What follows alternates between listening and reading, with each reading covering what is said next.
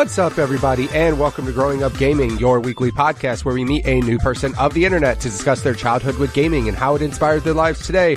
My name is Mitch Power. Again, thank you guys so much for returning each and every week to the show. I hope you're subscribing there on iTunes or Google Play or YouTube or Spotify or however you're able to listen to this show. I really do appreciate your support. This week on the show, we have our guest. It's your boy Meezy. He was actually really cool enough to reach out to me directly and say, hey, I am a Twitch streamer looking for podcast opportunities, and he found me on Twitter and said, hey, he wanted to be on the show. So I said, of course, I want to hear everybody's story. So we have a pretty awesome discussion about his history with gaming and streaming and how it kind of brought him to where he is today. If you guys want to be on the show just like he was, go ahead and send me a tweet at MitchPower1116 on Twitter or at the podcast Twitter page, which is at GUG Podcast on Twitter. Without further ado, let's get things started with Meezy.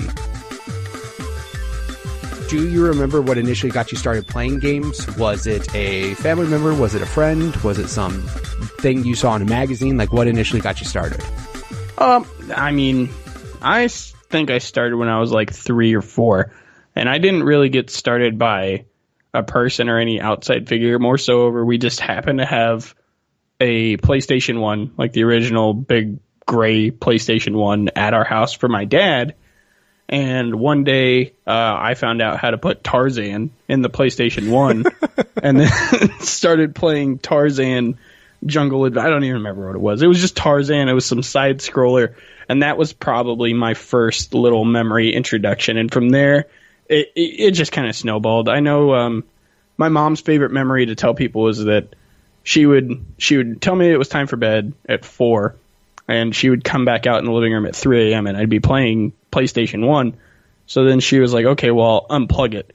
And then at 4 years old, I learned how to reconnect AV cables. Go figure. They were just colors. But I figured out how to put AV cables back in the TV, so I would hook it back up in the middle of the night so I could play Tarzan. Wow. Yeah. Yep. Yeah. Was your mom like, did she ever catch you and get super pissed off? Absolutely. That's my whole life. She was not fond of video games in any shape or form. Right. But they let me start too early, and they let it, like I said, snowball, because I moved from Tarzan and quickly graduated to like Game Boy Colors, between like 5 and 6. And then once I learned that, I can just go anywhere with it, that was really where it snowballed from there, because it was from the PlayStation 1 playing Tarzan, because that was all I could play, literally jumping straight into like the Nintendo, carry it with you. Now gaming can be your lifelong companion type deal. So yeah, she was pissed every day of my youth, all the way up until the day I turned 18. So your mom was pissed off, but also though, it was your dad's PlayStation 1. It was. It was my dad's PlayStation. So was your dad like not pissed at you, or was he cool with you playing? Like, how did that, I don't want to say, did you start arguments between the parents of like, he's fine, damn it, let him play a game. Like, what, like, how was so obviously your dad was into games though. Right. It was a fun dynamic because my dad was into games, but he was more of like I don't know how old my dad is. I think he's like 40, so he was your typical 70s baby. So he was like playing Tony Hawk. Right. And he would play like Tony Hawk Pro Skater and like Tekken. That was my dad. And so he was like, oh yeah, he could play video games. That's fine. We'll get him Tarzan and we'll let him play this and that. That being said, I took a much different route of gaming than my dad did, because my dad stayed in the Tony Hawk, the Medal of Honors and stuff like that. And I went into, fantasies like RPGs and stuff like that. Right. But that kind of happens as you mold your personality. So that happened later. So in the beginning, he was in my corner. He was like, yeah, he can play video games. That's fine. And then it was, oh, you want what? Pokemon? Fine. Here's a Pokemon. He didn't even know what it was. And then he kind of screwed up because that was like the first Americanized JRPG that you wouldn't be considered a weeb to play. So I would start playing Pokemon, which was basically just a turn-based RPG, and I went down that route. So he was with it. He was like, yeah, he can play. It's funny. He'll play video games, but I don't think he realized how big of a thing it was going to become. Right. I mean, and also, too, like, when it comes to gaming, especially when you got your own, because like you said, obviously, a lot of people refer to Pokemon as like Little Tyke's my first RPG. Like a lot of people just, because that means essentially that's what it is, right? And also too, I think when you get a certain age, because it's funny because like I didn't play RPGs a whole lot when I was younger, mostly because I don't feel I was exposed to them as often, right? I grew up playing NES, which obviously had a lot of RPGs, but at the time I was 5 or 6 and I was too young and stupid to understand what an RPG really was. It's a lot of reading. It's reading, yeah. And by the way, when you're a kid, you're like, reading? Gross. Who the fuck wants to do that?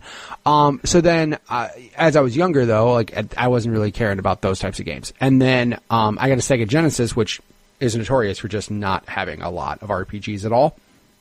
Like, like at all. Like it had some, but like when you look at like, if I had a Super Nintendo compared to a Genesis, things would be drastically different because there would just be an option of more RPGs that are at least better. But then there was, as far as it goes with PlayStation, is when I was older and realized, and also I had played Pokemon and things like that, but I had also realized like, wow, look at the level of RPGs that are on PlayStation. Plus I was older. Absolutely. So I mean, that's where I got that love of RPGs, but like, yeah, I mean, it was way older.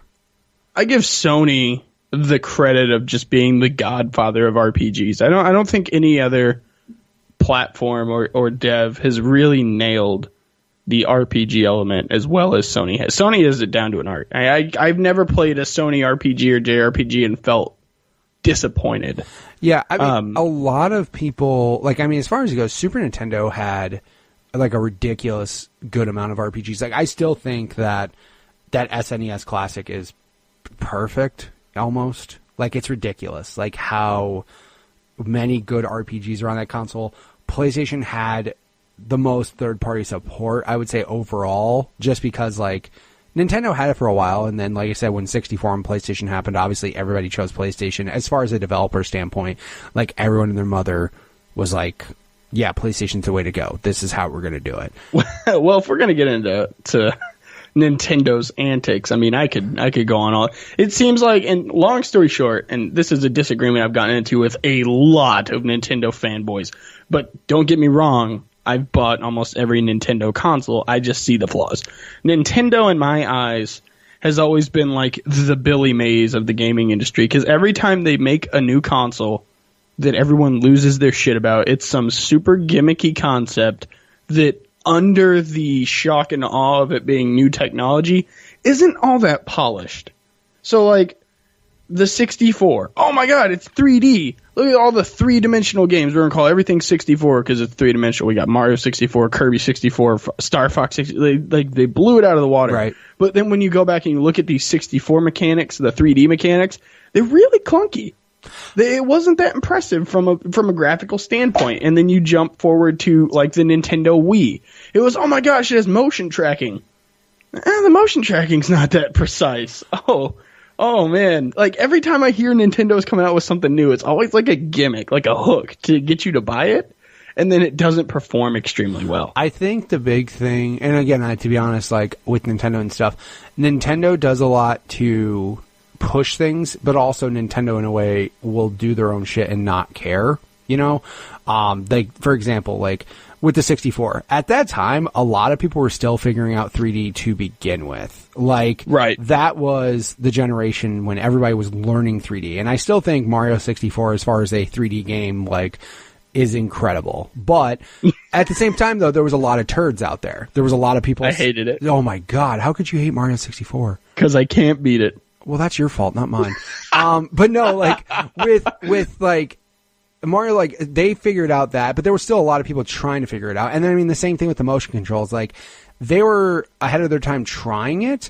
And, of course, they got better throughout the generation because they had Motion Plus and things like that. But eventually, people didn't want always motion controls. And that's the problem, is, like, you can't have a system that's solely dedicated on just motion controls. Because people are going to get to a point where they just want to move an analog stick and hit a fucking button, and they don't want to have to wiggle this thing in the air. And it's you know, again, like, I played games that were like that, and certain games are actually better in that regard with motion just being more accessible to people. So I credit Nintendo for that, but I don't, it's hard though, because Nintendo still screws up a lot of things. Like, they do. And I personally don't think Nintendo likes money. That's my thing.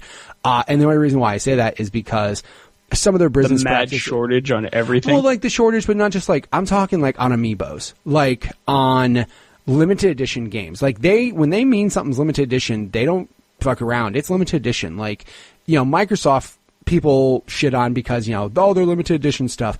Yeah, but also at the same time, their limited edition stuff, sometimes they make too much of it and it bites them in the ass because now there's inventory and they have to sell it for dirt cheap. But Nintendo's the exact opposite, where they'll make 6, and like, if you're not there day one to pre-order that damn thing, you're not getting one. My brother-in-law hates Nintendo for everything they do with Fire Emblem. Hates it because he loves Fire Emblem. He will give Nintendo so much money if they made enough to let him buy it, and they don't. And do you know what is a perfect, apples to apples comparison to that is the PlayStation Mini that was released this Christmas? My mom bought one, and mainly because it was more over the hype. Like, every time a Nintendo Mini gets released, it's like, you better get one now because our store only has 3. It's like, oh my fucking God. All right, well, let me go get my Super Nintendo Mini because there's only 3 in my state. So my mom bought like a PlayStation Mini for my dad, and then turned right around and GameStop had them for sale for like 50% off the day after Christmas. It was, I think, obviously, I think the problem is that they tried to jump on the train of like, oh, everybody loves nostalgia, but then they fucked up the game catalog. Like, the game catalog is awful. Really, I read it. And like, out of all people, you would imagine that Sony would have the best chance of having the best game catalog because they still have that relationship with 3D, or not 3D, but like third-party developers to get whatever goddamn game that they want. Right. But they just shit the bed and like didn't do it. And honestly, from a technical standpoint, the Sony Mini, around PlayStation Mini, whatever the fuck they're calling it, that should have sold 10 times better than the Nintendo consoles, purely for the fact that PSX's emulator and other emulating services for Sony consoles still isn't perfect. It's still super buggy, glitchy, slow. You have to have such a strong computer to run these Sony games at 100% accuracy without a disc. But Nintendo, come on, dude, you can run NES simulators on your phone. You can, if you really wanted to. And the emulation that was on that PS Classic was garbage. Like, right. They screwed it up. And also, I mean, you can go down the list of what they did that they could have done better, but it's just... Also, too, though, I mean, honestly, it's the games. Like, even if the emulation wasn't the greatest, if you had a good section or a good selection of games to choose from, and you had like 20 must-have games, then people wouldn't care. But when you have games on there, people like shake their head at, like, what are you guys doing? Why are you putting Rainbow Six 1 on this machine? Like, no one ever said, you know what game reminds me of PlayStation 1? Rainbow Six. Not a fucking person in this world said it, and they put that on there. Like, what are you doing? Like, why even why bother? Like, SNES Classic, that collection of games is almost unbeatable. Like, It's ridiculous. And I give Nintendo the biggest credit in the world for that. And then, of course, they included like the 2 controllers, and they made the cables longer. Like, they try to address all the concerns that the NES Classic had. But like, when PlayStation, I heard that were coming out, and then like that list of games came out, and people were just like, ugh, what? And yeah, you're right. I will send you a link to basically, there's like a Fry's, that was just on Reddit today. There was like a Fry's Electronics that had a wall of them, like unsold PlayStation Classics, and I'm like, and that is a Fry's. Yeah, Fry's Electronics. It's definitely Fry's. Yeah, and I'm just like, boy, oh boy, man, you guys bit the bullet on that. You wanted the world, and you guys are fucking stuck with them now. But no, it happens. But I mean, the thing that sucks is like, again, when people think back on PlayStation, like you have memories of PlayStation. Obviously, Tarzan isn't going to be one of those games on the Tarzan's not on the fucking Classic. That's why I didn't buy one. That's exactly what. You know what? You're right. That's why you didn't buy one. If Tarzan was on there, you would have fucking it would have sold gangbusters. They wouldn't have had to make them half off. But no, like, it's just when it comes to games that you remember and everything. Also, too, think about this. even if Nintendo did like a Game Boy Classic, which is something that is feasible and doable, I still don't know. If they weren't dirt cheap, I wouldn't buy one. Well, right. If you tried to sell me a Game Boy Classic for more than $30, I'd tell you to shove it up your ass. Well, I mean, to think about this, though, a Kindle Fire is $50. Right. They could easily sell But a one. Kindle's also a tablet. It is. But what I'm saying is like, if they were to include a bunch of games on there, they could, and like, you know, just have a good built-in battery, like backlit, like, what I'm saying is technology-wise, $50 is the cost of a Kindle. Like, they could easily price something similar for $50. But also, too, like, the amount of games that are on Game Boy, like, what did you know, okay, let me ask you this. Was your Game Boy basically your Pokemon machine? Yes and no. So, like, my first Game Boy Color, while it was what I bridged into Pokemon with at the age of 6, was actually a gift from my grandmother. But it was her Game Boy Color. It was like a purple, skinny Game Boy Color, and she had it because she had an obsession with Dr. Mario. So shout out to grandmas with obsessions with Dr. Mario. Mine did too. Oh my god. Dude, so that was my first inherited game, because you got to realize that was a hand-me-down gift. So it was my Pokemon machine, but I also was a Dr. Mario fiend. Like, I just played Dr. Mario for days because that was all I had. Now, I did also get like a Donkey Kong Country regular Game Boy cartridge. Right. Like the black and white Donkey Kong Country. So I played that too. But that was also, the thing about it too is, while I bridged into my Game Boy, that became like my traveling machine. But my PlayStation was still what I went back to at home. And then right around 6 and 7 is when I moved off of the Tarzan and the Tony Hawk's.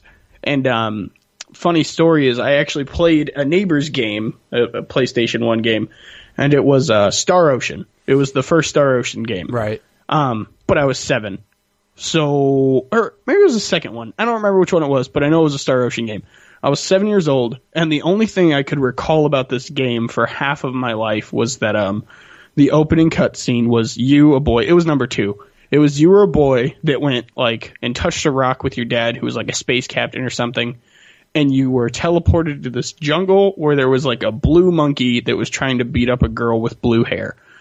I spent the next, when did I find it? I think the next 12 years of my life, because I finally found the game again when I was 19, asking GameStop employees if they knew about a game where the opening fight was you, a boy, fighting a blue monkey to rescue a girl with blue hair. And I got every look in the book like, what the fuck are you talking about?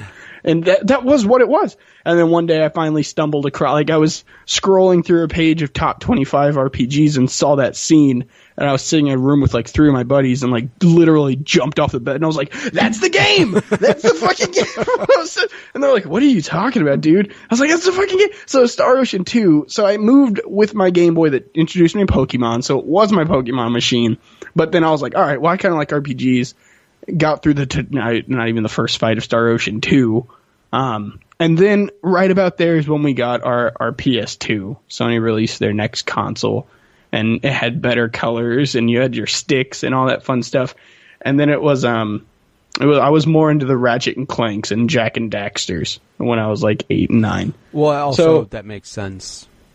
Mm-hmm. Like, I mean, what'd you call those kids games though? Because I definitely didn't beat them when I was 8. So, I mean, what's funny is, like, I don't know if you could call them kids games, but also too, like, what defines a kids game? Because, like, is it just because it's cartoonish graphics instead of realistic graphics? Is it because what? Like, what constitutes a kids game? I personally, the only thing you consider a true kids game is if the ESRB rating is early childhood. Which, by the way, I have some of those games for my kids. Bubble Guppies. I thought you were about to say you played them. No. It's like, oh no. No, I've not played them, no. But, like, I would only constitute those as quote-unquote kids games because, you know, some people will look at Fortnite and say that's a kids game because of just the style of graphics. You know, obviously you're shooting people, which is not necessarily for kids. Forget the fact that you're giving kids shotguns. Yeah, you're giving them grenade That's launchers and blowing shit up. Yeah. But some people will consider that a kids game just because of graphically or the art style goes with it. I remember people all day hated Wind Waker until it was cool to like it. But, like, because of the cell shading, people were like, oh, that's a kid's game. Like, like, Zelda's an amazing game, regardless of what the art style looks like. Those are still really fun games. Just because it looks cel-shaded doesn't make it a quote-unquote kids game. But I think the only thing you can constantly as a kids game is early childhood. That's it. Otherwise, like, adults played it. What's funny is, like, by the time Jak 3 came around, it was dark. You know what I mean? It was super dark. Yeah, that's what I'm saying. So, like, a kid's game doesn't just turn dark out of nowhere. Like, you know what I mean? Like, it's just a game that had a certain art style to it, and there's nothing wrong with that, you know? I think the funny thing is that, especially games of, like, the PlayStation 1 and 64 era, it's better to have that type of art style rather than a realistic art style. Because the problem is... You couldn't do it. Well, yeah, that's the thing is, like, back then, realistic games did not... At the time, we were losing our shit. However, throughout time, they don't hold up. But games that are cel-shaded, games that are, you know, more bubbly and have that kind of a look to them, tend to have a longer lifespan just because you're not so easier on the eyes. Exactly, you're not so like jarred by seeing the graphics. Like you're not looking at the graphics going, Jesus, look at that shit. By seeing Lara Croft's 6-pixel titties. Yeah, exactly. You know what I mean? Like when you see that, that's jarring to your eyes. And I think also too, though, that's why the 16 and 8-bit generation tend to have a better retro lifespan, just because like pixel art just looks nice. It looks pleasant on the eyes.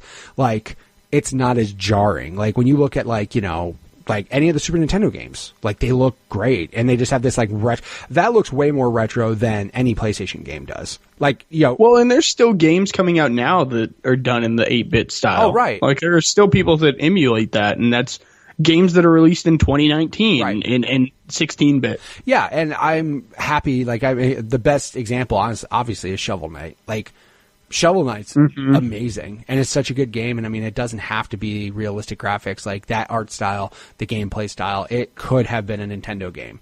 However, it just happens to be a game that came out now, and it's made by people who love Nintendo so goddamn much that they wanted to make a game just like it. And, you know what I mean? I'm just happy that that was a thing. I'm happy that they chose that art style, and not every single game has to be realistic graphics. But also, too, I think now all the people, like I just said, all those people that love those games are now making games. Like, they're old enough to create their own games. So there are going to be more games out there that are going to have that type of art style to them. So that's where I was. I was 8 playing Jak and Daxter, Ratchet and Clank.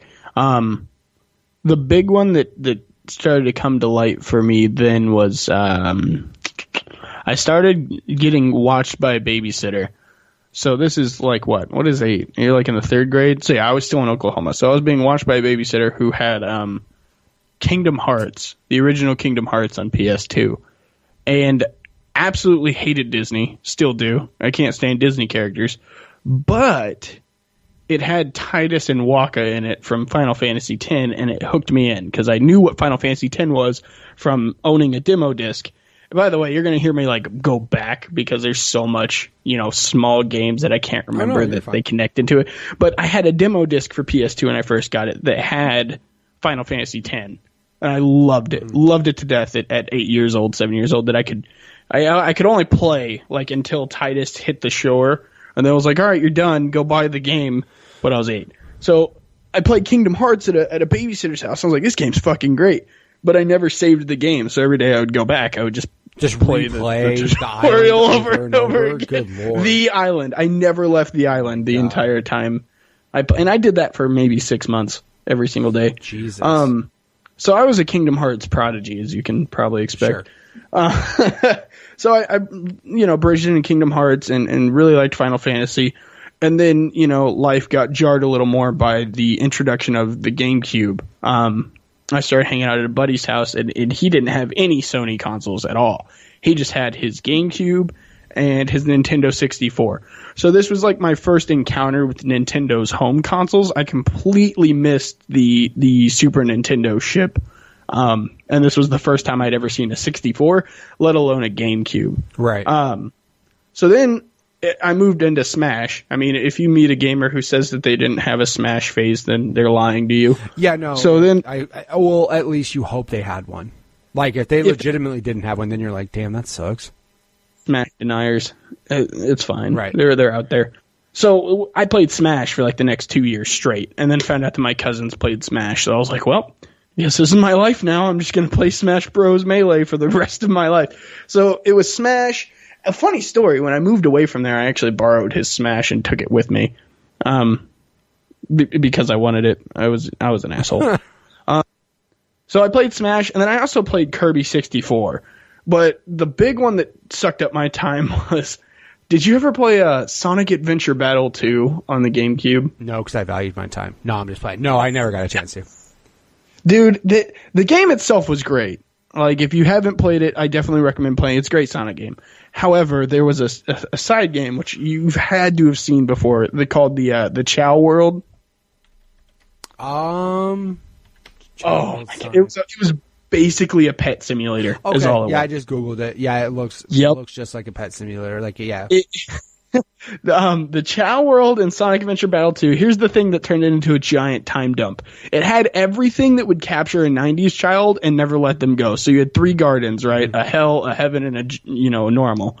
And you would play the regular game, which was a Sonic game. You would venture through the levels. But for every enemy you defeated, you would either get an animal or like a stat boost raiser. So if you gave the animals to them, they would get it. So like if you gave them like a penguin, they would get penguin flippers. So you had that going on. Then you could name them. They also hatched from an egg as a baby, evolved into an adult, and then evolved again. Jesus. Reincarnated. So you've got like evolution cocoons and eggs and stuff. It was a time dump. I probably lost a good 500 hours of my life playing Sonic Adventure Battle 2 in the Chow Garden. So this was just like a side, like, mini game type of deal? Like, it wasn't... Side mini game. This wasn't the story. This wasn't required. You never had to go there. Right. But it was there. Well, that sometimes happens. I mean, like, example, you get people that play Grand Theft Auto 5 and then all of a sudden play golf, and they're like, holy shit, this is a really good golf game. And they could just golf all day long. This is a really good golf game. Like, this is it now. Yeah, like, seriously, like, I've seen that happen. And, like, same thing. You get people, perfect example, Witcher 3. Look at Gwent. It became its own game. It was a fucking mini game in Witcher 3 that so many people would literally stop playing the missions and be like, nah, I'm going to go play Gwent because that's fun. That they were like, okay, we can easily make some money by just making this its own game. So no, I mean, it's completely doable that there's games out there that get to that point where, yeah, we can easily make money. This is the game. Yeah, exactly. Like, yeah, let's just make this a game. My favorite thing is I want to, obviously other developers do this. Out of all developers, though, I like how Rockstar almost uses certain games as just testing grounds, right? Like, example, LA Noire was completely a game for them to get motion capture done. Like, They put all this money into motion capture, and guess what? Rockstar has all that knowledge now that they can put into other games. They did table tennis. And it's funny because people actually really like that game, but also that was a way for them to just do 3D modeling on the new systems better. And then Grand Theft Auto 4 came out at the time on 360 and looked ridiculous. Like, they love doing that. Like, they love putting a mechanic into a game as like a feeler. It's like just like a test thing. Like, let's just see how this works. And then if it works well, then it gets implemented into all of their other games, so I love how Rockstar does that because they're like, we're literally going to spend all this money to make this game. But in reality, we're just trying to make this awesome facial capture thing. So here's the thing: is this is kind of kindred souls to Nintendo, and I say that because this was Sonic Adventure Battle 2 only came out on the GameCube, so I can't help but think that Nintendo, the god of Pokemon, didn't have some sort of a creative influence on this pet garden where you gave them certain statistics and they would grow facial features and bodily features to match. They had 3 stages of life. They grew out of eggs. They hatched. They mated. This amazing minigame. And if you go find these forums, people literally like devoted their lives to creating guides for this stuff because there's infinite amount of, like genetic anomalies on these creatures.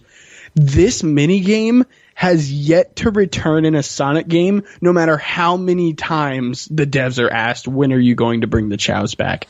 Still hasn't been planned, announced, or implemented in a single Sonic game.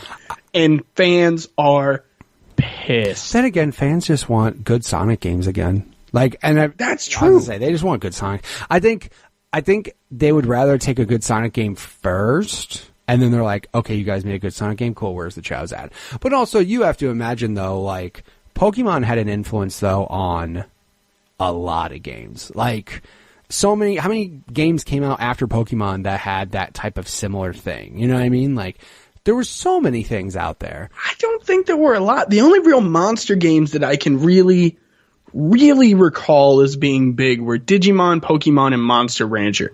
Monster Rancher was in no way, shape, or form similar to Pokemon, in my opinion. And they died. They're dead and gone. I don't think Monster Rancher is going to make a comeback. Probably not. Unless PlayStation wants to pick it up for their PS1 Classic 2 or something stupid. That's hard, though, because if you remember how Monster Rancher worked, you had to put in discs to get new monsters. That's true. That's why it's so hard. You can't emulate it either. Your computer will literally, like, combust. It's the stupidest thing. It just won't work. It's like, you put something in my DVD drive. What do I do with it? By the way, real quick, computers have DVD drives still? Question mark. No, they don't. That's a problem I'm facing right now. I bought Tropico 3 and 4 off Amazon. They're on their way here with discs right now. You're like, fuck! I don't have a disc drive. I was talking to my buddy today. I was like, what the fuck do I do? He's like, I guess you buy a USB disc drive. I was like, that's going to suck. Yeah. But no, they don't have disc drives anymore. So Monster Rancher's dead, and Digimon versus Pokemon is going to be an age-old debate. Oh, this is better because of this, and this is better because of that. Point blank, period. They're both great. Digimon has the advantage in my mind when you step into the mature realm of gaming, because it's not a linear evolution path. You see what I'm saying? Every Digimon is essentially an Eevee that can digivolve 3 times. Right. You see what I'm saying?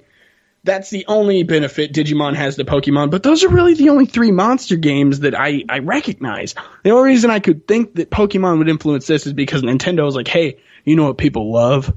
Pet simulators. Yeah. Well, I mean, also, I think it's funny because, I'm trying to remember, did Tamagotchi come out before or after Pokemon?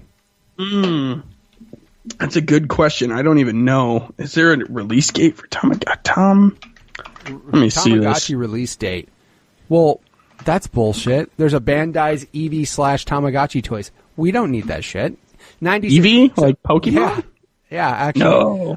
So 1996, which I want to say Pokemon was around the same time. Whoa! Hold on. Pause. That's coming out January 26th in Japan? Yeah, it's yesterday. What? Yeah, there you go. That's crazy. How crazy. Okay. No, but yeah, it came out in 96, so it was right around the Pokemon I think that was the release date of Pokemon. Yeah, so it wasn't just that, but I think everybody was trying to get their hooks into something. You know what I mean? But also too, there were games that started having those, but also you're right though, nothing could compete against Pokemon. But, Sonic fans, come on, dude, just ask for a good game first. You got Sonic Mania, but that's not the same. See, I'm in a different boat, man. I wish the Sonic games were ass, but had Chow Gardens that were in good graphics. I would buy it in droves. I would buy 4 copies immediately. I don't even like Sonic. I've never played extensively another Sonic game at all.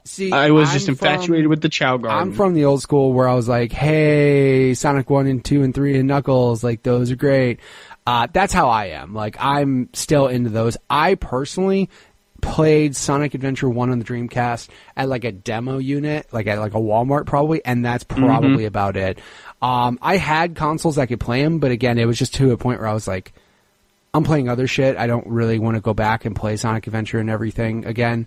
Right. But no, as far as it goes, people just want a good Sonic game to begin with, and Sonic Mania was the good start because it gave you hope that they could make a good Sonic game. Now see if they can do it in 3D, and who knows? Because the last couple 3D Sonic games have been real bad. I think it all went downhill when they released Shadow the Hedgehog. You mean Sonic the with game? A gun? Yeah, that was fun. Sonic with a gun. I remember the PvP would ruin friendships. Is that what are we looking at right now? Because I worked at a game store when that came out, and I was just like, what are we seeing right now? Is this really a game? I know Sega, had a hard time with the Dreamcast, and they ended up folding and all that shit, and they're like, we're going to make Sega, software. but edgy. And then Shadow you know what it was? Grand Theft Auto just made everybody want to have a gun, so apparently they just had Sonic had one too, so. I believe it. I was going to think more along the lines of it was the emo phase of Sega. They were coming out of a dark time, so you know what, guys? We're going to make a real edgy game. We're going to give him black hair with red highlights, and he's going to run around and bitch slap Eggman with a pistol. Yeah, that's right. Exactly.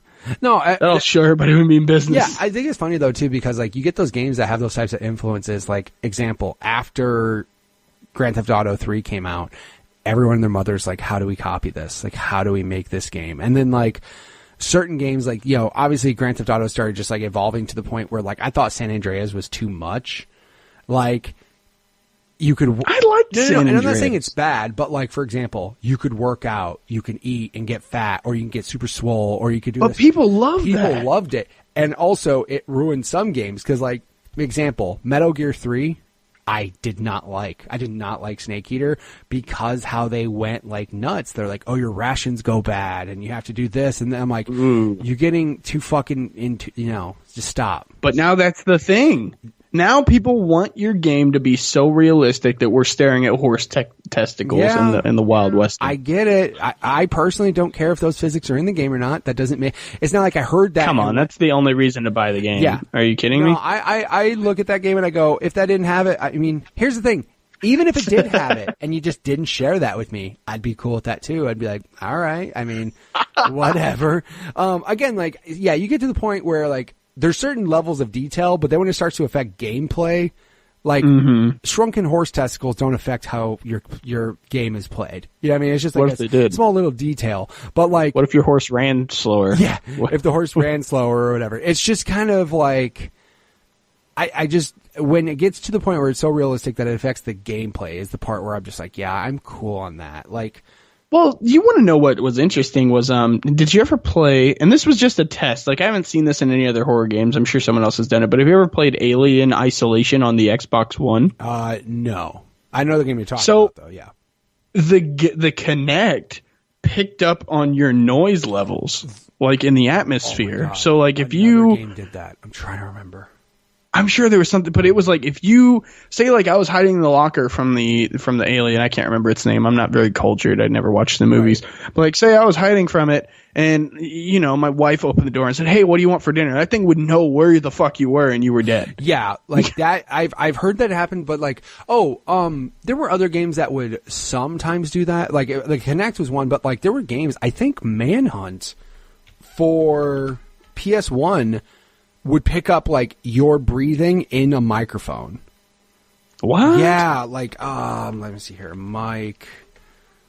Manhunt microphone. On PlayStation 1? That had to be like an experiment. Yeah, like again, they were trying new shit and everything. And I remember that being one of those things, like them trying to do different things, just like trying to see. Yeah, right here. Manhunt also makes use of the PS2's optical or optional USB microphone and Xbox Live microphone feature in their respective games. With the device connected, players can use the sound of their voice to distract in-game enemies. This adds an extra element of stealth aspect to the game, as players must refrain from making noise, such as coughing, as these sounds too can attract the attention of nearby hunters. Like, they were trying it, but also too, that was completely an optional thing. Like, you could just not plug in a headset and not see that ever again. But the fact that, like, at least with the Alien game, if people had their Xbox with the Kinect plugged in just by default, because some people for a while did, that's where it became, I won't say less optional, but it just became more of an option in the game. You know what I mean? Like, because more people just had it plugged in by default, so it just kind of did it. So, unless you were one of those crazy people who thought the NSA was spying on you and you unplugged it and covered your camera like a weirdo. Well, no, they were for a while. Like, don't call me crazy, but I think there definitely was something to be said about Microsoft signing some sort of a what is it? Some sort of like a release of information to the NSA, and it was like, okay, well, that's not coincidental. Corporations don't just go around giving access to public record or access to their video records to government agencies. I think that was a thing. I think there's more to that. My favorite thing, though, in the world is, like, my buddy's like, I don't have an Alexa in my house because that thing with, that the government's going to spy on me. I'm like, you carry around a fucking phone that also has a microphone that could hear you. They're listening to you in your phone. Like, stop talking right now. And, like, also, he told me that over Xbox Live. I'm like, hey, fuckhead, we're using the internet to talk right now. Like, what are you saying right now? Like, Definitely. you're not in front of me. We're not in a bubble. Like, we're not in a big aluminum foil. We're not in your bunker. Yeah, exactly, dude. We're not in some fallout shelter that's 6 feet of concrete. Like, stop. Anybody can listen to us if they really wanted to. And go ahead. I'm not doing shit. Whatever. Who cares? It was funny. I was talking shit about Comcast in my Xbox party chat because they had basically throttled my internet, and I got in the next day and was telling my buddies about it, and my Xbox chat just kept disconnecting. Uh-oh. So every time I would come back, they're like, "Oh, they're listening. You better stop." I was like, "All right." Guys. I made fun of my my friend Brandon. I made fun of his headset because his headset would pick up his headset sensitivity was so bad, it would pick up like full conversations in the other room. Don't you? And I'm like, and I just kept making fun of him. Like, dude, you got that ISIS microphone. Like, that's how they found ISIS. Like, they just put that microphone out in the sky and just heard conversations from all over the world because your microphone picks up everything. Man, yeah, that's got to be the biggest pet peeve for me. By the way, when the online gaming became a thing, is people with just the absolute most potato microphones thinking it was their right to talk in lobbies full of people waiting to play this game. Blasting whatever music they felt appropriate. Blasting whatever music. Dude, you know what? At least in the 360 days, I was like, just ask him to mute it. But nowadays, there's a Pandora app on the Xbox One that plays through your headset. There's no excuse. Yeah. Zero excuse. Yeah. But also, too, I mean, you can have headphones and just, listen to your own shit. How about that? Don't be disrespectful. Like, yeah. But again, people don't have. It's mic etiquette. There's it's funny, though, because, like, I don't remember listening to music playing games. I always listened to the music that was in the games. Like, I never got like, dude. Speaking of music and games, Tony Hawk, like, that was a big. Tony Hawk's playlists were incredible, phenomenal, they were so good. Like, whoever was just the audio engineer and the audio design, like whoever was the soundtrack music producer of that game. Good for you. I think it was Tony Hawk. Yeah, him himself. Personal playlist. Yeah, exactly. Him himself. He also did every single skate trick for the motion capture. I think so. That's what it was. I think they just took his Zune playlist and they were like, uploaded Tony, it what are you straight listening to this year? And he's just like, here's a banger. Have fun with this. Here's a banger, dude. So where I stop? GameCube. Yes. So that was like I was 8, 9, and that was so basically we moved. And I took my buddy's Melee disc. So I now had a GameCube my own with Melee. And banger of a game that my family bought me at the age of 10 when I got my GameCube was Tonka Trucks Rescue for the GameCube. Jesus, did they fucking hate you? Like, what happened? You want to know what? I played it. And I beat it. And I played the fuck out of it. Like, well, here's the thing. Of course, because here's the thing. It's all you had. You kind of had to. Like, there wasn't. It's not like when you got a game, you went, "Mom, go return this," because you'd be in a world of hurt, and you wouldn't get shit. You wouldn't get anything. They'd be like, "Oh, you don't like this? That's cool. I'm not getting you any other games." So you just kind of grinned your teeth. Thanks, Mom. I guess I'll go. Well, fun fast forward story, because if I don't bring it up on this bridge, it'll never come up again in conversation. My dad actually got so mad at me and my brother one day that he took a PSP and basically leaned it up against the wall. And this was when I was like 16, 17. Leaned it up against the wall, like diagonal, made a triangle with the wall, and stomped on it, like smashed it in half, and then just walked out of the room. That's a good exclamation point to a conversation. Like, yeah, that's how you get there. We end this. Boom. I just couldn't.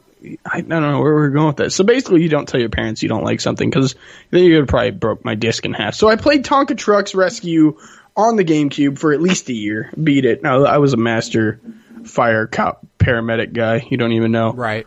So that was 10, and then right after that, I started borrowing my cousin's GameCube games, and I started playing Metroid Prime. I was really bad at it and tried to play it. Star Fox Adventure. I was really bad at that and tried to play it. That's also not a good game, though. So Metroid Prime is good, but not Star Fox. Star Fox is no. Star Fox. I mean, come on, dude. You had a baby dinosaur following you around. And how much better does it get? You know what? I straight up. Fun fact: Star Fox is trash. I've never liked any of them. Like, I could agree with I've never thought any of them were enjoyable. Same thing with F-Zero. I've never played an F-Zero. I don't think I want to. find them enjoyable. And again, like, I just, the on-rail stuff, I just am not a fan of. You know what I mean? I just don't dig the on-rail stuff that much.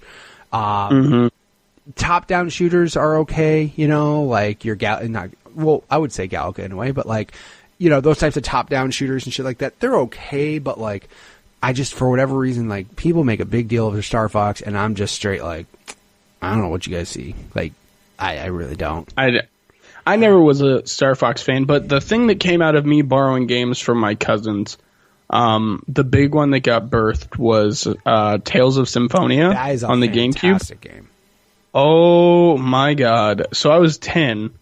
So as you can imagine, I didn't get far. I didn't actually start completing RPGs, by the way, until I was like 16. Well, like I said, I think it's just an age level. Like, you get to a certain point where, like, I won't say you don't want to finish it, but like, you get to a point where, like, there's a level between, it's like, past your comprehension. It's past your comprehension, but also you get to a certain point when, like, do I want to keep playing this game or do I want to go on to something different? Like, whereas, like, you have more of a completionist effort when you get older and everything. Like, most of the time you'll play a game, beat it, and just kind of go, whatever. But as you get older, you're like, actually, no, I really like this. I want to keep playing this and keep beating this. Like, Well, when I was younger, and it was the, when I was playing like Final Fantasy or Kingdom Hearts, it literally was a comprehension level, and I'm not afraid to admit that. I would, especially with Tales of Symphonia, I would get to a certain point where I just didn't know what to do. Right.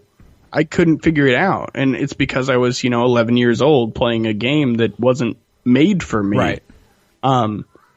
So I picked it up, played it for a little while, got stuck, and then ultimately scratched my cousin's discs. God damn it.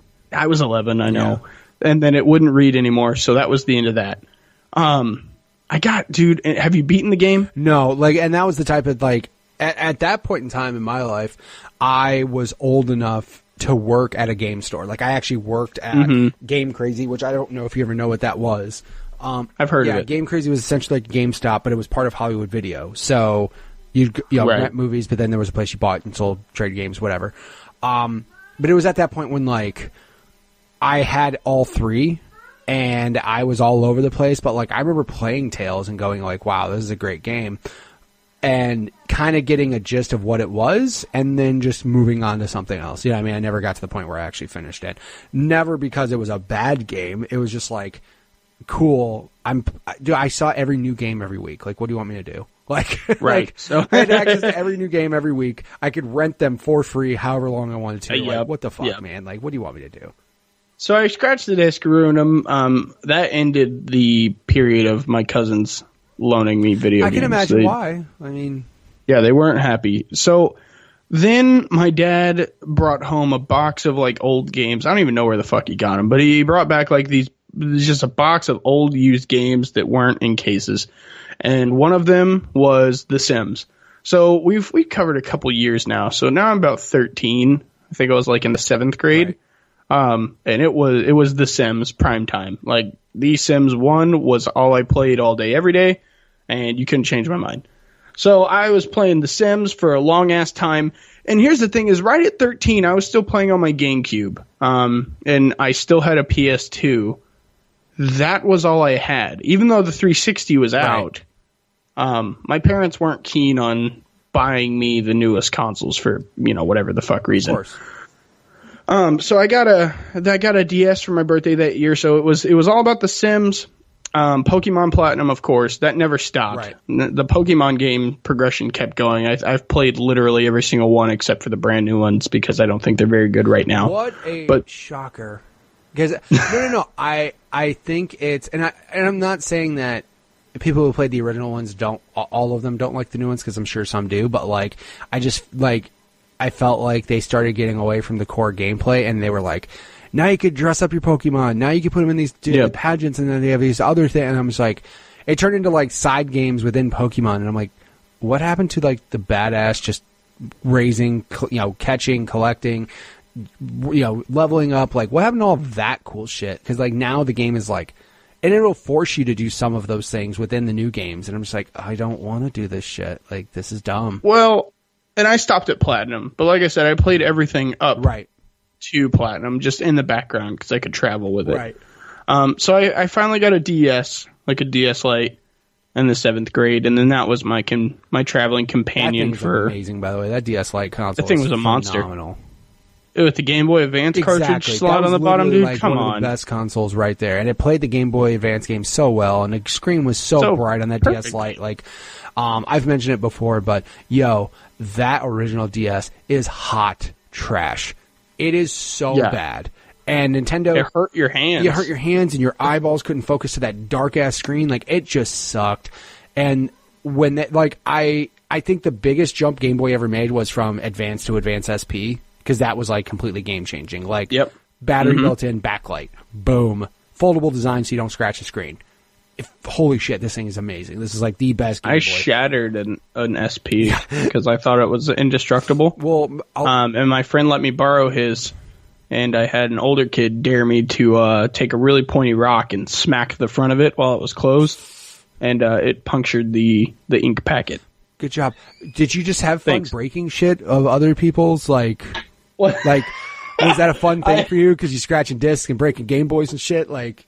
Well, I mean, when you're a kid, you don't have a lot of remorse. So I was like, I mean, what's the worst that could happen? It's not mine. Right. So then I smacked it with a rock, and it didn't. Yeah, that worked. It did not survive. No. But, like, when they did the DS Lite, though, like, the original DS was like, this is cool, this is innovative, but then that DS Lite came out, and it was like, in every way, this thing is so far better. Definitely way better. And I was playing, Platinum. I think there was a Call of Duty that got released on the DS Lite. And then, what else did I play? Metroid Prime. There was like a Metroid Prime game on there that was pretty hot. And it was multiplayer. Yeah. I used to get online and smack boys up on Metroid. Yeah. So they had Modern Warfare 1 on DS. Jesus. I bet that was just perfect. Hot trash. That was awesome. It was hot trash. Yeah, dude, they also had bad. Modern Warfare 3 on DS. Go fuck yourself. It's the Activision. What is wrong with you people? Like, and yeah, the Metroid Prime game, it was Metroid Prime. I'm trying to think of the name without Googling it, but, oh my god, I'm just going to do it. Metroid Prime Hunters. That's what it was called. That's what it was. It was, again, like, at the time, I remember that coming out at the store and people freaking out. It's like, it's a Metroid game. This is going to be awesome on the DS. And it was okay. No, dude, it was. If you got into the PvP, it was like who was top Samus. And that was one of the first. Like, I think I don't know if there was a demo for that or not. I can't remember if there was some sort of. But yeah, the online, the multiplayer part of it was like great. But also too, like, the problem was it was a DS and it was small and buttons and I mean, that's the only downside to any of the handheld stuff is like this is cool. The buttons are real small. Unless you got tiny hands, DS, but. Whatever, I don't. And the DS Lite, if you remember right, was plagued with connectivity issues. It was really bad at being connected to the internet. Nintendo having issues with the internet? No. Horrible, dude. Almost every Wi-Fi network I would encounter on my daily life would be like, sorry, these security settings don't match. I'm like, you can eat my ass. What do you mean? How are none of these security settings viable? And I'm fucking 12. Right. I can't go switch the security settings to suit you, Nintendo. Your primary audience is between the ages of 12 and 16. We don't get to walk up to the routers. Are you crazy? So it's so funny you mentioned that. 2 notes. 1, I saw online somebody said, does anybody remember this accessory? Do you remember the USB Wi-Fi adapter? No. So Nintendo sold a USB Wi-Fi adapter that was meant to plug into like a desktop or a laptop that was connected to the internet, where that would essentially send the correct signal to a DS. So instead of buying a router, you could essentially buy this little USB adapter you plug into your computer, and that would allow your DS to play on the internet. Right. Because it wasn't compatible with like 90% of the routers on them. And then the funny thing is, as I set up my new router, we have a bunch of 3DSs around the house that my kids still occasionally play. But I went to go connect it to my router, and it was just like, no, we can't do this. I'm like, no. What do you mean no? And I'm like, this is a 3DS. This is a new router. What are you talking about? And I Google it, and they're like, oh, these settings it won't work with. So I literally had to turn on the guest Wi-Fi feature of my router for the just 3DS. for the 3DSs. I was like, this is bullshit, people. Like, come on, Nintendo. Obviously, Nintendo. Wii was really bad too. Yeah, well, the Wii wouldn't connect. Yeah, I mean, Nintendo's finally got their shit together now with the Switch. At least, like, I will tell you. Let me rephrase that. The connectivity wise, it's fine. I was gonna say Nintendo's online is still, but I personally just like the fact that I've played online with the Switch, and I haven't had a terrible time. I've had frustrating times, but for the most part, it's good. And I actually, the only thing that has gotten me to play my Switch more often is actually Fortnite, because I can try to put my daughter to bed while playing Fortnite on the Switch, and it's not awful. Compared to my ex, it's really awful, but compared to just like, hey, this is portable, you can take this wherever the hell you want, I'm like, actually, it's not that bad. It's better than the mobile version, because that mobile version is so terrible. It is so bad. It's real bad. So, where are we? I'm in like the 7th grade, got my Nintendo. This is where, and I'm actually about to share a story on this podcast that I haven't shared online, period, because it was expunged. World exclusive. But, okay, go ahead. World exclusive. So the 7th grade was actually the year that I got arrested. And I got arrested for shoplifting DS games. Which, after being arrested, I had done successfully a handful of times. Because my parents, like I said, my mom was like, I'm not going to buy you video games. So that was like that. It was either my birthday or Christmas or get fucked. So like I had a DS, but the games were slim to none. So I was like, okay, well, I'll just go to my local XYZ shop and take them because fuck it. Right. Also, so then eventually, kid. Like, and I'm 13, so I mean, it is what it is. So 13-year-old Meezy gets caught with. It sounds bad on paper because DS games were $20. So I had 3 DS games in my pocket. So they're like, "Oh, you got caught with $60 worth of merchandise. Anything over 20, you got to go to juvenile." Right. I was like, "Oh my god!" Like it's 3 DS games. I was like, "Whatever." So fuck it. I went to juvenile. My parents picked me up. I had to do like 60 hours community service. The games I stole were Spectrobes 1, Spectrobes 2, and I believe it was like a Cooking Mama game. Jesus. Yep. You went to juvie. Yep. Had a problem, dude. I had to get clean. So Spectrobes was hot though, first of all. I like, because here's the problem is I didn't steal all 3 in one day. That was the problem. The problem was I stole 1 and then the next. And then when I went to take a third, like a week later, I had the other 2 in my pocket. So, yeah, that happened. So, yeah, I got caught with 3 games, 2 from previous attempts. So I had played Spectrobes, and it was a really good game. I highly recommend it in case you guys haven't tried it. It's fun. So that was kind of like my dark, my running with the law, gaming, being a rebel. Were your parents to the point where they, like, when that happened, were they like, you're done with video games, we're done buying you this shit? Like, or were they just kind of overall like, what the fuck? Why are you doing this? Overall disappointed. Yeah. They weren't really mad about the video games. Actually, my mom went down a different path, and I think that this plays into the last 5 years of my juvenile. Okay. Because my mom took that more of like a symbol, like, wow, he really likes this activity, and I'm not conducing it well enough as a parent. Sure. Like, I can't only buy him 1 game a year. It's not gonna go well. He's borrowing games from people and never giving them back. He's taking games from video game store. Like, he can't only have 1 a year. So that was that. But my dad was just flat out pissed that I broke the law. He wasn't really concerned with what it was. He was just like, you got to be kidding me. Right. So they took everything. They took every video game console I had.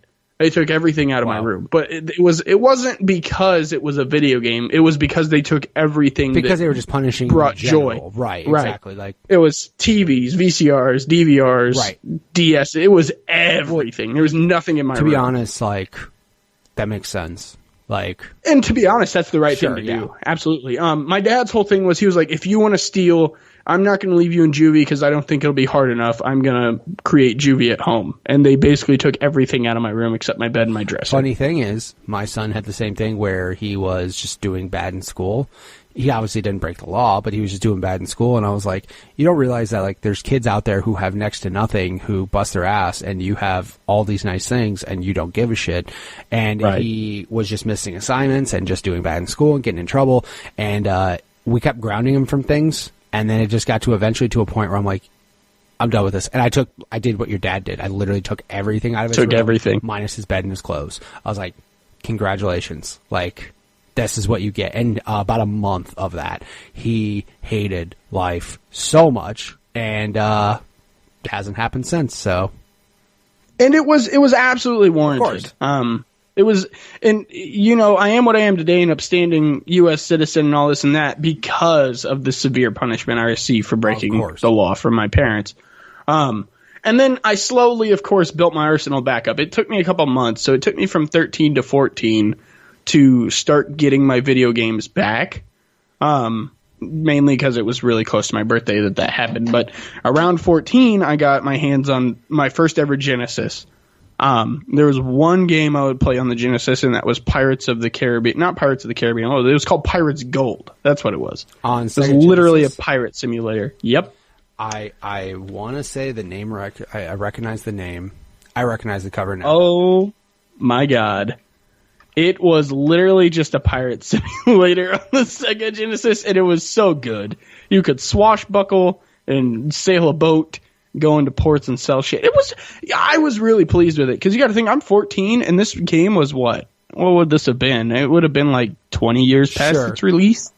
So I was actually pretty impressed. Oh, it's a Sid Meier's game. That's why. I mean, it was a great game. I liked it a lot. Right.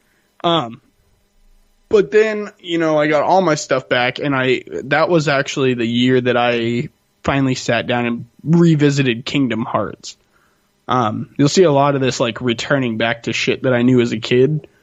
So I finally sat down and played Kingdom Hearts at 14, blasted through Kingdom Hearts 1, blasted through Kingdom Hearts 2, cried a little bit. If you played Kingdom Hearts for the first time and you didn't shed a tear, then you're a soulless son of a bitch. That's all I can really say. Cried a little bit because I was a child, and then went back and played them on master difficulty just so I could be a 14-year-old that changed my cell phone signature to Keyblade Master. That happened. I swear to God. So that was my 14. Then 15, so right around high school, I asked for an Xbox 360, and this is 3 years after launch, 4 years after launch. Which isn't necessarily bad, because, like, you get past the shitty stage of no games being out. Mm-hmm. Like, there's nothing wrong with that. I never won shit. I mean, if you get things right away, and there's always good and bad of getting shit right away. Like, you get it right away, and it's like, great, I have it right away, and I get to, like, not brag, but I get to enjoy what everybody is, like, hoping they could play. Talking about. Yeah, exactly. But then you get to a point where you get those load times of, like, man, this sucks. There ain't shit out for this thing. But 3 years in, man, you got some good games. It was okay. I got it mainly to play Fallout 3. I had seen Fallout 3 gameplay at a buddy's house. I was like, this looks like a cool fucking game. And when you're hanging out with your friends and you're 14, 15, you get to quote-unquote play the game. But a game like Fallout and these RPGs that are really slow-paced in the beginning, by the time your buddy says, give me the controller back, you haven't really done anything. Not with those types of games, no. Like, those are games that I actually dread, more or less, just because of how little time I have to play games.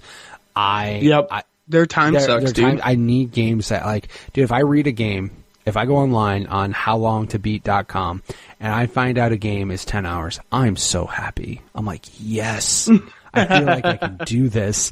I feel like. So you've heard of How Long to Beat too? Because I definitely. There's so many people that don't know it exists. Yeah, How Long to Beat is such a good website, especially for a guy who doesn't have much time to play games, where I literally look at a game and I go, okay, how long will this take? 12 hours. This will take 10. This will take 20. Okay, I'm going to start with 10, knock that out. Go to this one, knock that out. And I'll do that all the time. Thank God. And then sometimes I'll see a game and that'll actually deter me from playing it. Like, I'll see a game and go, fuck that game. Like Red Dead, 44 hours. I might be able to beat 2 other games I have in 44 hours. So let me do that first. But yeah, I mean, like, How Long to Beat, fantastic website. People go check that out. I'll circle back to How Long to Beat in a little bit. But so I'm 16. No, I'm 15. Yeah, I'm 15. I've got my Xbox 360. No internet connectivity. My mother was of the camp that internet access for teenagers was bad. Absolutely the right call. I'm in that camp myself nowadays. I absolutely believe in that wholeheartedly, that they should have very little, if any, unparentaled internet connectivity. So I didn't ever have Wi-Fi hookup, and I played Modern Warfare 2's campaign and Fallout 3, and that was all I played on my 360. Back when Call of Duty campaign number 1 existed and number 2 were awesome. Mm-hmm.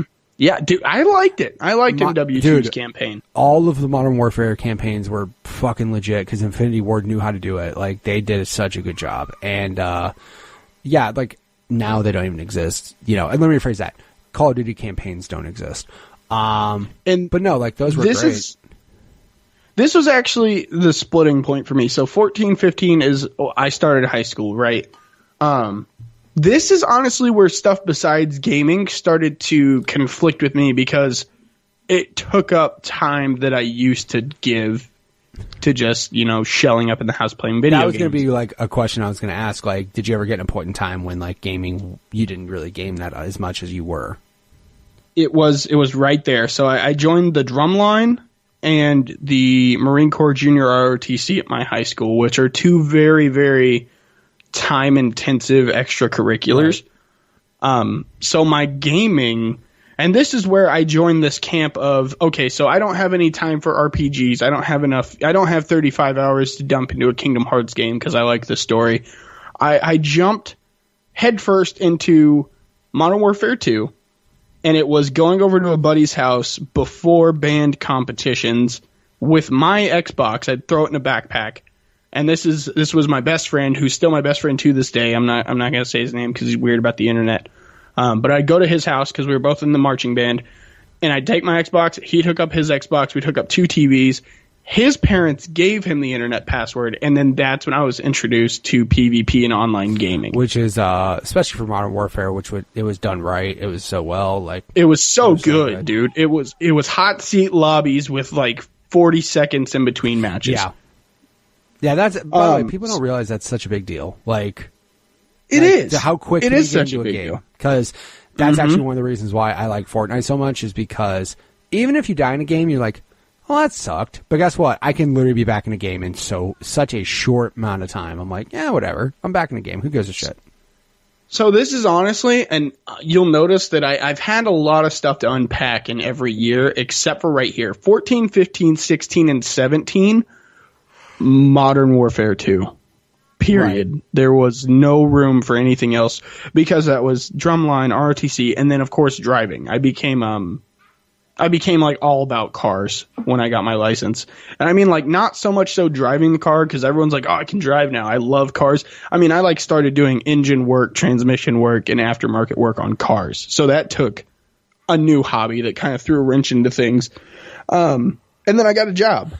Now, the thing about getting the job was the job revitalized the video gaming. Because now I could go, surprise, surprise, buy my own shit. Right, exactly. I would say that when I started working at 17, 50% of my checks probably went to video games. And this is where things get kind of weird. So it turned 50% of my checks went into video games, but my time to play them never went back to what it was.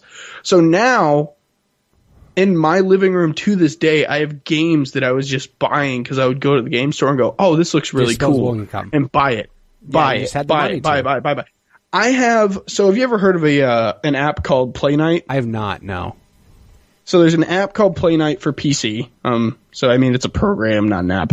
But it lets you input like games, and it uses online, what's the word? Like online, I don't know what you would call it. Online databases, essentially. So, like, you can search for the game. You know what I'm saying? I have, like, 500 and something titles. Jesus Christ. And I've never played them. I just have all these games out here just because I was buying games. Every fucking time I would go to the store, it was buy a game.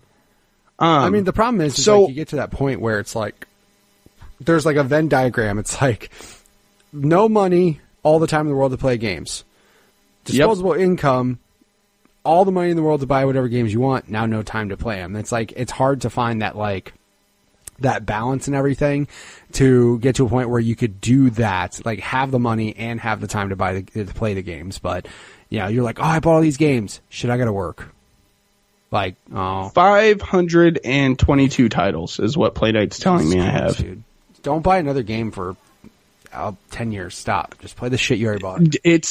It is nuts. Like, I just scroll. Like, here's one.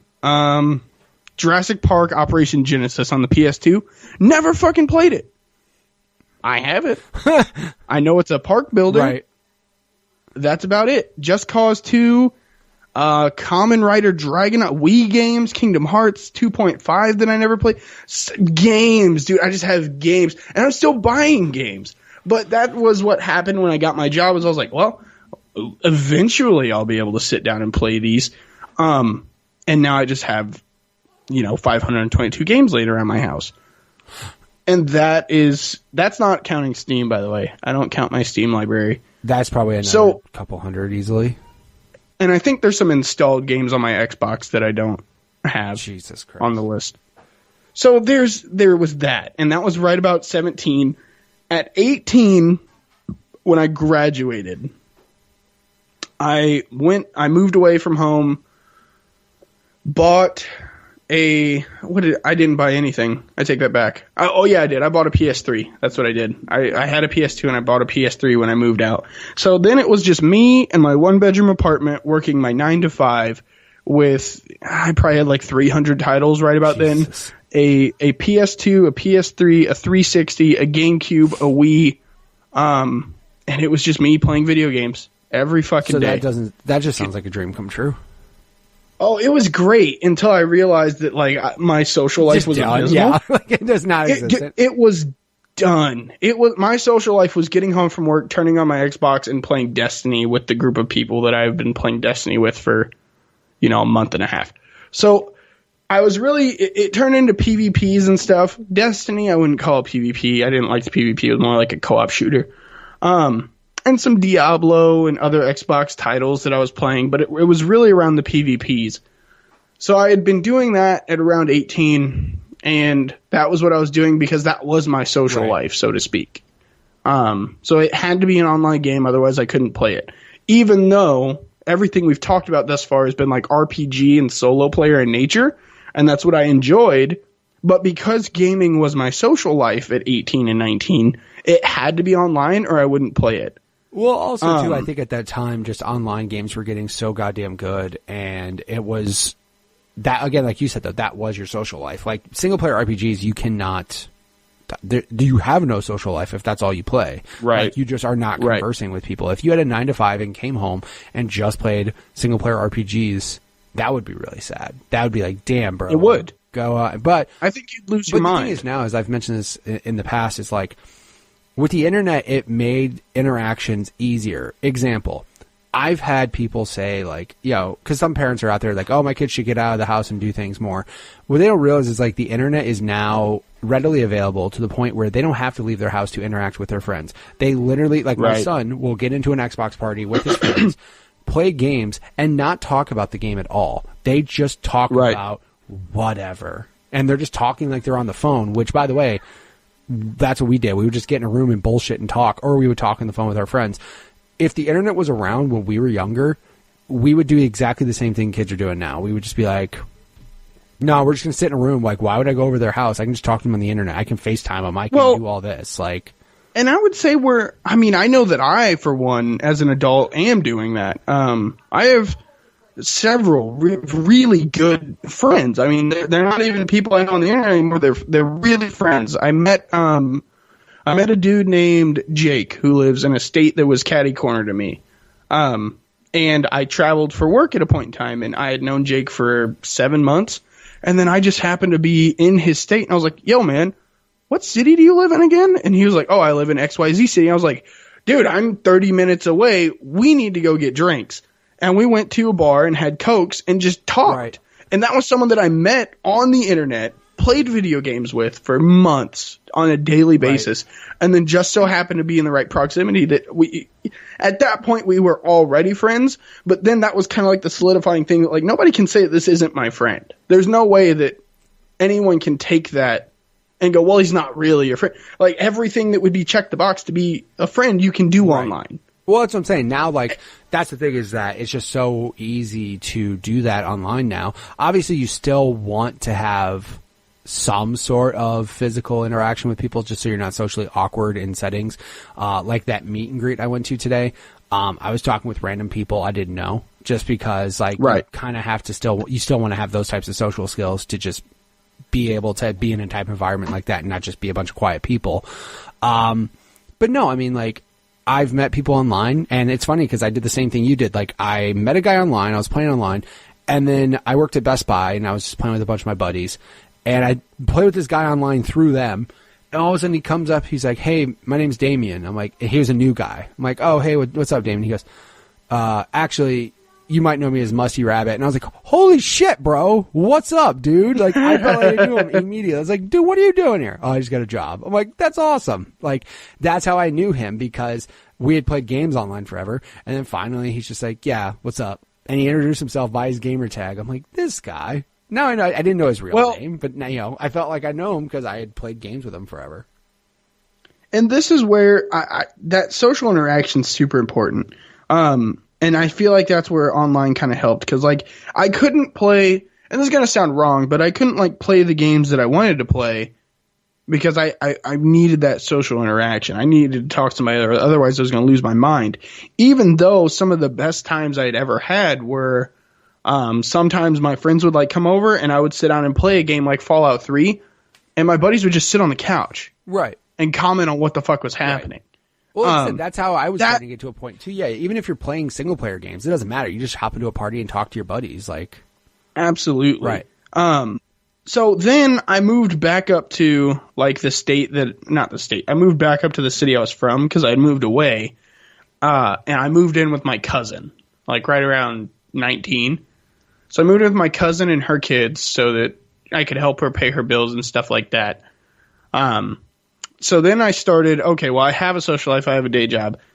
I'm going to get back to playing what I like to play.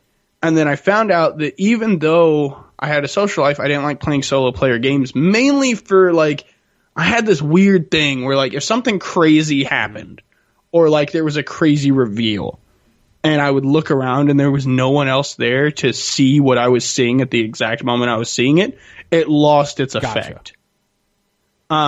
So, like, sad moments weren't sad if I was by myself, because who cared? Shocking moments weren't shocking when I was by myself, because it was just me who gave a shit. Funny shit wasn't as funny. It wasn't, like, verbally funny because no one else saw it. So I was 19 and I gravitated back towards PvPs, like Rocket Leagues, Modern Warfare 3s, all the big shit. So I'm doing that stuff on my 360, all the PvPs, and then my cousin's kids stick 3 discs in my Xbox 360 at once. I jammed the disc drive, broke it, like, done. Wouldn't play discs anymore. And this is a guy who has, 200 plus 360 discs. So I was like, what? So I went to sit down and play Xbox, and this is, again, I have disposable income because I hadn't yet met my wife, and I hadn't had 2 kids of my own. So I sit down and play this Xbox, and it's not working. So I get up, I'll never forget, I get up at 19 years old, and my cousin thinks I'm going to, like, break shit. She thinks I'm going to start throwing stuff and screaming at her kids. And I pick up my 360, I carry it to the trash can, I drop it in the trash without a word, and then I just leave the house, right? To buy I had a left gun. the house. No, I had left the house with $600 in my bank account, went to the local game store, purchased not only a new 360, but also an Xbox One, because I had been meaning to get one, but didn't have, like, the pushing edge. Well, this was the thing that, threw me over the edge. So I purchased the 360 and a One and walked back into her house with $500 worth of game consoles and set them on the table and started unpacking them. And she goes, why did you do that? And I was like, because your kids broke my Xbox. What else was I going to do? Fair enough. I needed a new Xbox, and this is the new Xbox. So you know what so I call that? Karma. Karma. You broke other people's shit. Somebody finally broke Yeah. this shit. Yeah, you could look at it that way. That's oh, caveat. By the way, you just reminded me. So after scratching their Tales of Symphonia discs, that was right around the time where Nintendo had decided they weren't going to make enough products for people. And if you remember, you couldn't find Tales of Symphonia to save your life. To be clear, though, that was also a point in time when games in general, like if you didn't pre-order a game, there was a good chance you might not get it day one. Like it wasn't readily available. There wasn't digital. So that was like a lot of games in general. But yeah, Nintendo is still the biggest culprit of it. Well, no, I couldn't find it, period. I didn't find another copy of Tales of Symphonia until I was 17 years old. Right. And I found it at a used game store for $69.99. Yeah, that's what I'm saying. Well, also, yeah, they definitely took advantage of that shit, for sure. And I bought it and beat it. I was not playing. I still have it. I still have it out in my living room. But the price went way down. I don't know why. I don't care. But I have it. So now, yeah, it was karma, but that's how I got my Xbox One that I still have. So 19, I met my wife. My wife had a child when I met her that had never known her father, so I became basically an instant dad. Became an instant dad. My cousin moved out, so we got the house. And then I was like, cool, I'm going to make this back room into my office. And I set up shop in there with like a 32-inch TV. All my game consoles were in there. Well, in here, that's where I'm currently sitting. And that was like, all right, cool, I got my own little space to do things. So now I'm about 20, right? I'm about 20 years old. I'm living pretty well, in my opinion. I've got my Xbox One, all my consoles, my 500 game titles. I'm doing good, playing PvP games every day. And then I was like, man, I really liked playing solo player games, but they don't have the same effect that they used to have. So I started thinking back about my favorite times, favorite moments in like Fallout 3 or like Tales of Symphonia. Whenever I beat that, I had my little cousin came over and would actually play like the co-op, like put in controller 2 and control a character in the fights. But I was doing the overworld stuff and he was watching the story with me without knowing what was going on. So like that whole story was way more realistic to me, way more impactful because someone else was there to share that, oh my fucking God, can you like that type of stuff. So I was like, man, I really wish I could do that. But none of my friends are, we're all adults. We're all 20 years old. No one's going to come sit here and watch me play Xbox. However, that's when someone said, well, have you ever thought about streaming? And in my mind, the only experience I'd ever had of watching someone play video games was PewDiePie when I was in high school. I watched him play Amnesia, the good PewDiePie, like the good stuff. And I was like, well, no, isn't that really hard and this and that? And they were like, well, no, if you just entertain people and this and that, and you can just turn on stream. And I was like, well, that's not a good enough answer for me, so no. I told them no initially. Well, then I started like researching and listening to people who were sharing their tips and do's and don'ts of streaming and strategies of reading the landscape. And then over about a course of a year, I convinced myself that that's what I was going to do. I was like, I already have the space. If I play single player games, maybe I won't get as many people, but if I even have one person in there that sees what I'm saying in a blind atmosphere, it'll bring that enjoyment back for solo player games. So I started playing on my Xbox One Fallout 4 New Year's Eve, rolling over 2016 into 2018? No, 2017 to 2018, that's what it was. So I rolled over into 2018 and began streaming video games. I like to call it full time. I do it about 40 hours a week. So yeah, it's a job. It's basically another job. It's essentially a job. So I took it really seriously. And that's where, it's hard for me to talk about gaming and talk about where I started and not end where I am. So Twitch streaming and video gaming became almost synonymous. So I started playing Fallout, and that's basically my whole thing, is I only play single player games, and I do it about 3 nights a week, and then if I'm not doing that, I'm doing like art or other shit. So now my life has turned into my solo player games 3 nights a week, and then every other night of the week, I'm playing like Smite or Rocket League with my friends. So that was kind of how I jumped back into the solo player scene, and I've played like Fallout, Outlast, And that's what it did too, is it helped me play games that I couldn't play before. I'm a giant scaredy cat. I'm afraid of everything. I've never seen a horror movie. Jesus. If I'm legitimately freaked out of the dark in my house, I'll turn on like half the lights in my house while I'm trying to go to sleep, like to walk to my room. I can't pee in the dark. Got to turn on the lights in the bathroom. Sure you play Resident Evil 2. Have fun with that. Oh my god. I already beat it. I beat the original one. I haven't played the remaster. The new one's fucking just ridiculous. Yeah. You remember, here's the problem though. In the first one, you had loading between doors that would help save you. That doesn't work anymore. Mm-hmm. Oh my god, no way. Is it completely like open world? You open the door and it's open. Oh my god. Yeah, there's no like, I'm going to run to this door and give me 2 seconds of safety and let me calm down. It's like, no, you open that door and there's no loading with it. It's they changed the whole game around. So like, it's completely different, but, real good. Like real good. real good game. Real good game. Yeah. There's my biggest clip on my Twitch channel is it has 81 views, which I mean, it's not a lot, but I was like, that's kind of cool for me that enough people spread that around that 81 people have seen it. It's a clip of Resident Evil 1. And I had never played a Resident Evil game, never seen the movies, none of that. So I thought it was purely a zombie game. I open a door in the garden. It has a super creepy, like, you can only see the door and everything else is black type cutscene. Right. You open the door and this giant fucking tarantula crawls down the wall. Oh, yeah, the big ones? Yeah. And I screech. Lose my shit, terrified. Don't know what to, like, I'm slamming analog sticks, and eventually I just run back to the door that I walked and left the room.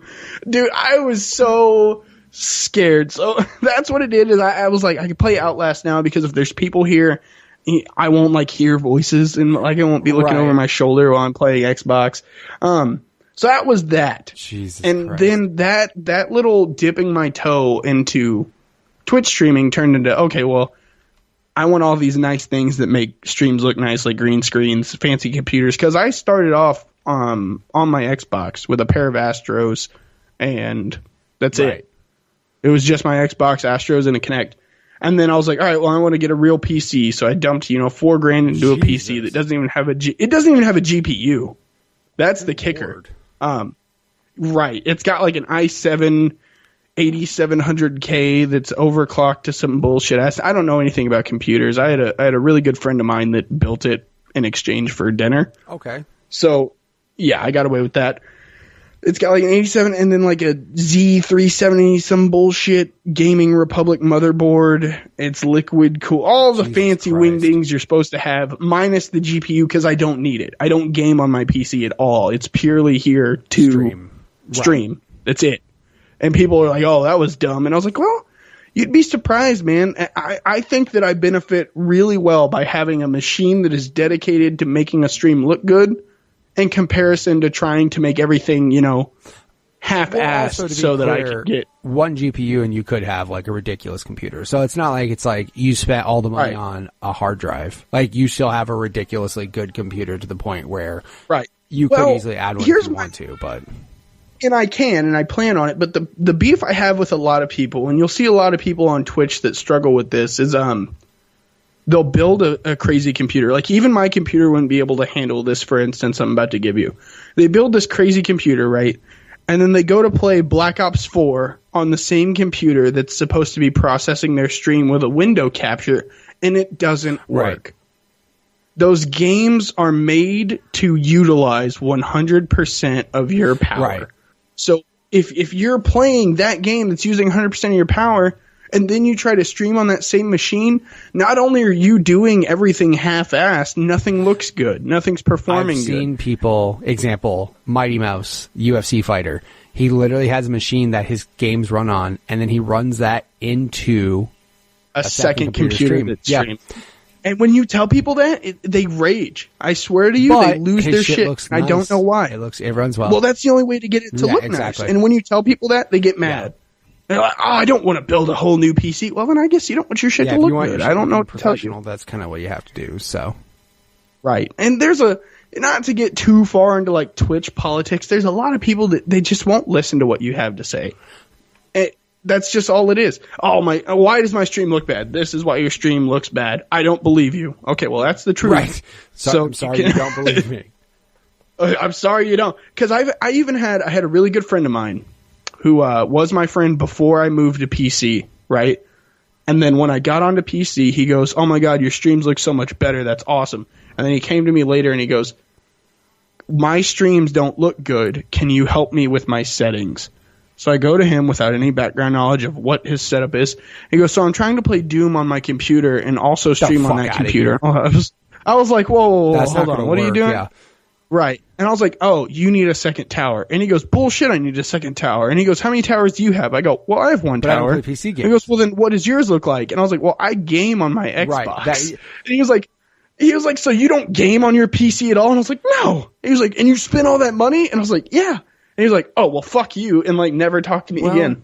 That's kind of weird. I don't know why he would do that, but he said something about, and this is just people getting butthurt. You're doing exactly what streamers are doing. Mine as the PC part of it. Right. Basically, you have a machine that's plugged into a machine that streams for you. Your machine is a streaming machine, which. Honestly, I could do the same thing if I wanted to get an awesome capture card, which I really don't, because I don't give a shit. Like, I just don't. Well, I will tell you this. If anyone's looking to break into the Twitch atmosphere, you really don't need any type of capability higher than 720p at 60 frames, because unless you hit partner, you don't have the server settings Twitch side to do it. You can't. Twitch will only give that 1080p tag to partners. Right. Even if you tried to do it, they would smash it down to a 720 by 60. So you got some leeway there. You got some time. And plus, let's face it, if you ever make it to the point where you're a partner, you have plenty of expendable income to go buy anything you want for your stream. Pretty much. So, that's where I'm at. But people basically, and you can identify, most people that are looking at it rationally can identify, basically this is the rule of thumb. One machine for one task.